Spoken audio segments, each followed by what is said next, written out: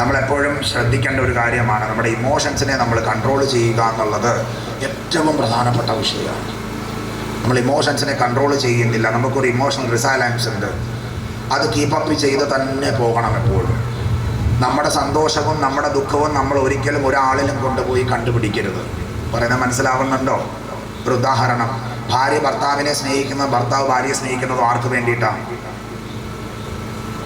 ഭാര്യ ഭർത്താവിനെ സ്നേഹിക്കുന്ന ആൾക്ക് വേണ്ടിയിട്ടാണ്? ഭർത്താവിന് വേണ്ടിയിട്ടൊന്നുമല്ല. പിന്നെ ഭർത്താവ് ഭാര്യയ്ക്ക് വേണ്ടിയിട്ടാണ് സ്നേഹിക്കണേ. ഈ സ്നേഹം എന്ന് പറയുന്ന സാധനം സ്വാർത്ഥതയാണ്. ഈ സ്നേഹത്തിൻ്റെ 3 വേർഷൻ ഉണ്ട്, 3 പ്രകരണങ്ങളുണ്ട്. അതിനാദ്യത്തേതിനെയാണ് ഇഷ്ടമെന്ന് പറയും, രണ്ടാമത്തെ സ്നേഹമെന്ന് പറയും, മൂന്നാമത്തേതിനെ പ്രണയമെന്ന് പറയും. ഇത് 3 തമ്മിലുള്ള വ്യത്യാസം എന്താ? ഇഷ്ടം, പ്രണയം, അല്ലെങ്കിൽ ഇഷ്ടം, സ്നേഹം, പ്രണയം. എന്താ ഇഷ്ടം? ഒരു ഉദാഹരണം, നിങ്ങൾക്ക് ലഡു ഇഷ്ടമാണെന്ന് കരുതുക. ഞാൻ നിങ്ങളെ കാണാൻ വരുമ്പോൾ 5 കിലോ ലഡുവും കൊണ്ടുവന്നു. നിങ്ങൾ എത്ര എണ്ണം കഴിക്കും? ഒരെണ്ണമേ നമ്മൾ കഴിക്കൂല്ലേ?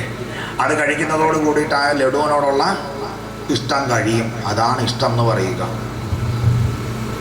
രണ്ടാമത്തത് സ്നേഹമെന്ന് പറയുക. സ്നേഹമെന്ന് പറയുന്നത് മറ്റൊരു സങ്കല്പമാണ്. സ്വാർത്ഥതയ്ക്ക് വേണ്ടി, അതിൽ സകാരം ചേർന്നപ്പോൾ തന്നെ അതിൽ എന്തുണ്ടായി? സ്വാർത്ഥതയുണ്ടായി. ഒരിക്കലും മറ്റൊരാൾക്ക് വേണ്ടിയിട്ടല്ല, നമ്മളെ തൃപ്തിപ്പെടുത്താൻ വേണ്ടിയിട്ടാണ്. മാതാപിതാക്കൾ കുഞ്ഞുങ്ങളെ സ്നേഹിക്കുന്ന ആർക്ക് വേണ്ടിയിട്ടാണ്? കുഞ്ഞുങ്ങൾക്ക് വേണ്ടിയിട്ടല്ല, അപ്പനും അമ്മയ്ക്കും വേണ്ടിയിട്ടാണ്. കാമുകൻ കാമുകിയെ പ്രണയിക്കുന്ന ആർക്ക് വേണ്ടിയിട്ടാണ്? അയാൾക്ക് വേണ്ടിയിട്ടാണ്. തിരിച്ചും അങ്ങനെ തന്നെയാണ്. അപ്പോൾ അവിടെയെല്ലാം തന്നെ എന്തുണ്ടായി? സ്നേഹം എന്ന് പറയുന്ന ഒരവസ്ഥയാണ്. ഇനി 3ാമത്തെ പോർഷൻ നോക്കിക്കേ. എന്താ അതിൻ്റെ പേര്? പ്രണയം.